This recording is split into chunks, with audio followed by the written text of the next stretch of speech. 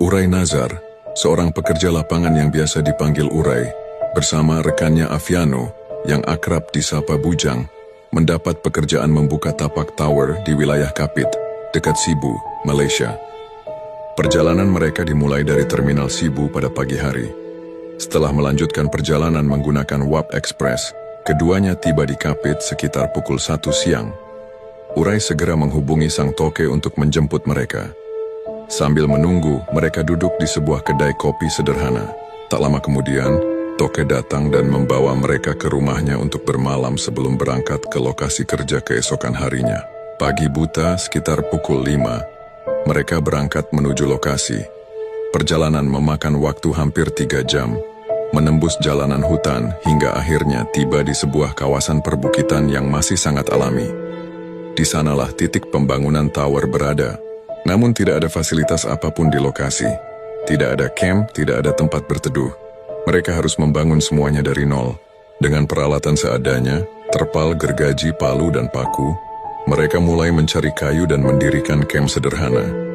Pekerjaan itu menghabiskan hampir seharian penuh. Menjelang sore, sebuah camp darurat akhirnya berdiri. Di bawah camp, sekitar 300 meter menurun, terdapat anak sungai kecil. Tempat itu menjadi satu-satunya sumber air mereka. Sore itu, mereka turun untuk mandi sekaligus mencari ikan untuk makan malam. Malam pertama di camp terasa janggal. Bujang terlihat gelisah.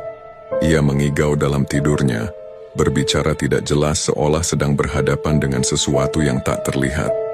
Uray hanya menganggapnya kelelahan. Keesokan harinya mereka mulai bekerja membuka lahan. Area yang harus diratakan cukup luas, sekitar 80 kali 80 meter. Pekerjaan fisik yang berat itu terus berlanjut hingga sore hari. Namun malam berikutnya, keganjilan kembali terjadi. Bujang kembali mengigau. Kali ini lebih keras, bahkan seperti berteriak. Suaranya memecah kesunyian hutan. Uray terbangun dan menegurnya, merasa tidak nyaman dengan suara itu yang seolah memanggil sesuatu di tengah sunyi. Hari demi hari berlalu hingga memasuki hari keempat. Persediaan solar untuk alat berat habis dan kiriman dari toke belum tiba. Mereka pun terpaksa berhenti bekerja sementara. Pagi itu, untuk mengisi waktu, mereka turun ke sungai yang lebih besar, sekitar 100 meter dari camp. Airnya jernih, dikelilingi batu-batu besar. Saat itulah Bujang melihat sesuatu yang aneh. Di sela batu ia menemukan benda menyerupai buah tomat. Warnanya mencolok tapi bentuknya sedikit berbeda. Tanpa berpikir panjang, ia mengambil buah itu dan memasukkannya ke dalam saku. Mereka kembali ke camp menjelang sore dengan hasil tangkapan ikan. Namun malam itu sesuatu yang jauh lebih buruk terjadi. Bujang mulai mengeluh kesakitan. Rasa nyeri muncul di bagian kemaluannya. Awalnya ringan, tapi perlahan memburuk. Dalam waktu singkat, bagian itu membengkak tidak wajar. Ukurannya terus membesar, disertai rasa sakit yang luar biasa. Ia bahkan kesulitan buang air kecil. Keadaan semakin mengkhawatirkan ketika mulai keluar nanah dan darah. Menjelang subuh sekitar pukul 4, Uray berusaha mencari sinyal di puncak bukit untuk menghubungi toke. Sinyal sangat sulit didapat, namun akhirnya ia berhasil menelepon. Panggilan pertama tidak diangkat, hingga akhirnya toke menelepon balik sekitar pukul 5 pagi. Uray menceritakan semuanya. Awalnya toke terdengar santai, bahkan sempat tertawa. Namun saat mendengar kondisi Bujang yang semakin parah, suaranya berubah serius. Ia berjanji akan datang. Namun Uray tidak berani menunggu lebih lama di camp. Pagi itu juga ia memutuskan membawa Bujang turun menuju Kapit.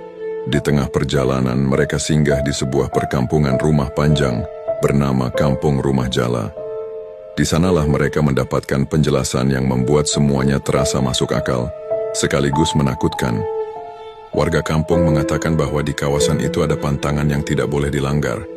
Siapapun yang menemukan buah aneh di hutan atau di sungai, tidak boleh mengambilnya. Buah-buah itu dipercaya bukan buah biasa, melainkan bagian dari sesuatu yang tak terlihat, sesuatu yang tidak boleh diganggu. Uray langsung teringat pada kejadian di sungai. Apa yang dialami Bujang ternyata sesuai dengan cerita warga.